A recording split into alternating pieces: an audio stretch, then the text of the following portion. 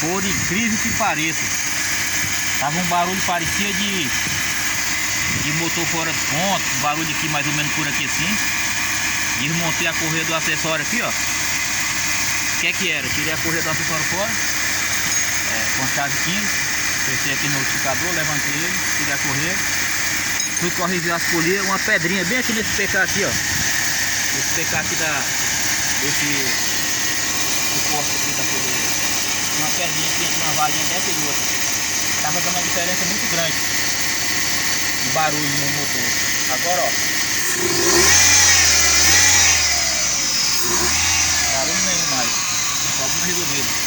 Eu achava que o motor tava fora de ponto e algum problema parecido, mas não é.